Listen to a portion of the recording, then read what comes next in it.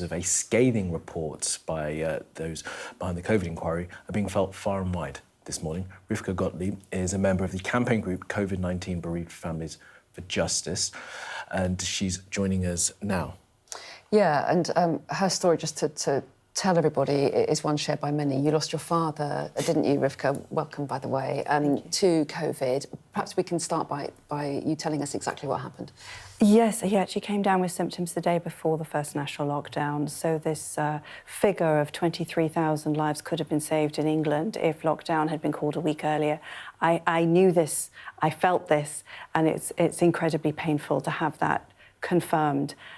He came down with symptoms. He was stuck at home, coughing and with horrible fever and all of that, and problems with the NHS 111 service that wouldn't give him the medical attention he needed. And eventually a family friend who's a doctor coached us on what to say to get a paramedic round. And when the ambulance came, they examined him and took him straight to hospital. And about 3 days later, he was put on a ventilator and he died 2 weeks after that. It was all too late. Rivka, sorry to make you go through this again, but yes. I think it's just important to understand the circumstances of that. So it was an extraordinary time for everyone. Yes. Just tell us, as your family, so your father was sick, but you couldn't get to see him, the ambulance wouldn't go. I mean, what was...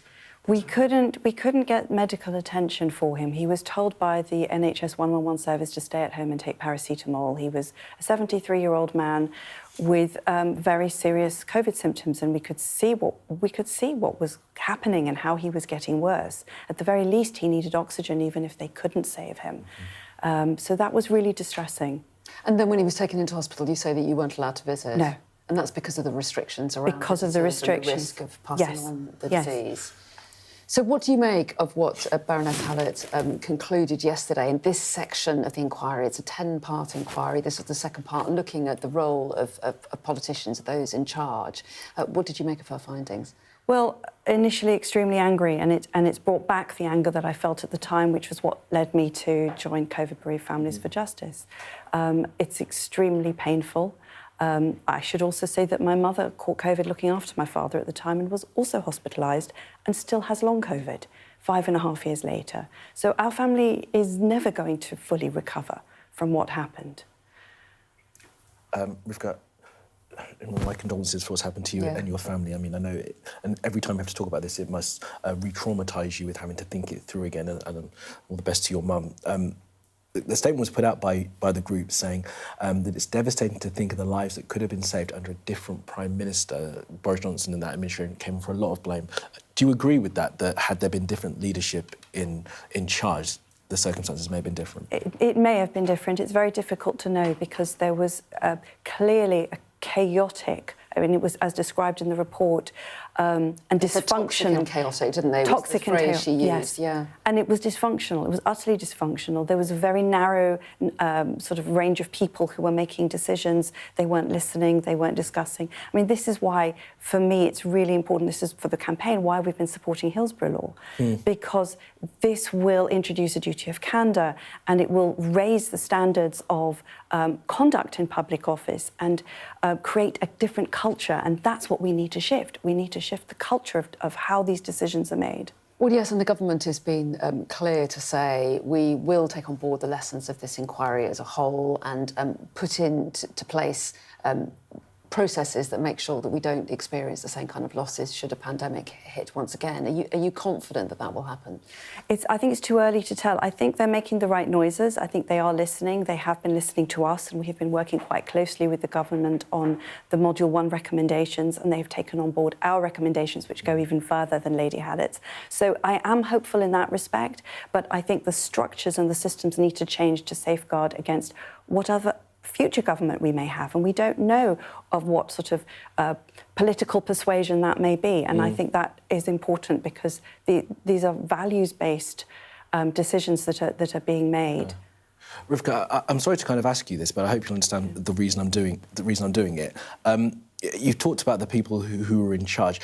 Is there any way, when you think about it, that you have any sympathy for some of the decisions they were making? The fact that it was such an extraordinary time, no one had any idea of what we were about to face, and they were, I guess, many of them trying to make decisions based on the best interests of people. Do you have any sense of that? I do, and I think that some were, but I also think that some were not. and I think that some genuinely didn't care. That's my impression. And they could have done better.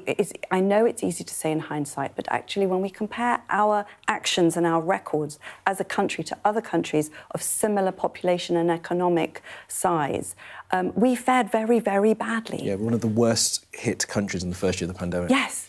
And do you put that down to, I mean, one thing that was highlighted by Baroness Hallett was the slowness at introducing the first lockdown. She said that week of delay cost many lives, 23,000 lives.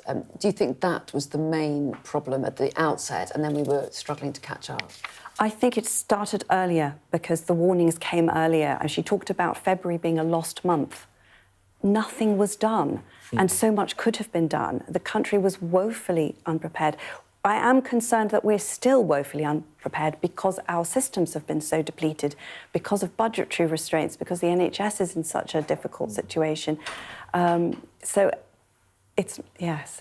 Talk to us about that personality thing that you've been touching on. And I think many viewers will sort of accept that we knew the individuals that were running the country at the time, and how you think it would be different if there were, I don't know, more compassionate, less sort of hubristic people perhaps in charge? Well, you only have to look at New Zealand and what happened there. Jacinda Ardern, yes, she's been subsequently criticised, but they didn't experience the level of loss that anyone else did. I think it is possible to lead with compassion, somebody said in the inquiry that Boris Johnson was the wrong leader at the wrong time or for the wrong crisis or something like that, and that was certainly the case. There was also the issue of rule breaking, which again was picked out in the report and suggesting that undermined public confidence. And do you think that's right? Because certainly there had been a kind of scepticism about whether or not the public would follow all the rules of a lockdown. And in fact, the British public was very good generally at obeying the rules and avoiding contact. Yes. Do you think that did make an impact from your experience? Absolutely, and there is evidence that shows that public compliance started to waver after rules started to be broken. And then when the Partygate scandal started to hit, it was clear that the government couldn't be trusted, and that's a real problem. I think there are real issues around conduct. I've said this before, conduct in public office, and I think that some of the people who led at that time should not be allowed to hold public office again. It is absolutely unconscionable. They made decisions and made the same decisions over and over again. And this is something else that came out of the report. They didn't just get it wrong in the first wave, they got it wrong in subsequent waves as well. Feeling pressure, I guess, from business and from other areas to try and open up again. And also there was this idea of fatigue, wasn't there, that people just couldn't cope with all the pressures that were going on. And that is, in the report, is kind of being challenged in many ways now. It was based on nothing. It was an idea, but also it's a false equivalence, economy versus lives. If people's lives are affected, if people are ill, the economy is going to suffer. If people are afraid to go out because there's a virus running rampant, they're not going to go and spend their money. So it's a completely false equivalence. It all should have been thought of together. Rivka, why don't you talk to us a little bit about your father? I'm very sorry to hear that your mum is still suffering from long COVID. And talk to us about Dad for a little bit. What was he like? Oh, he was wonderful. I miss him every single day. He was such a kind person. He had a great sense of humour, very generous and giving, and he had a very, very strong sense of justice and was always there for sort of supporting the underdog, and that really matters to me, and that's why I do what I do. I don't want others to go through what we've been through. Well, Rivka, we really appreciate you coming in and talking about it. We're very proud of what you're doing. It must be very hard for you, and, you know, talking about his experience may well help people learn lessons in the future. So thank you so much. Thank you. His story. Thanks for being with us. Good morning to you. Oh, okay.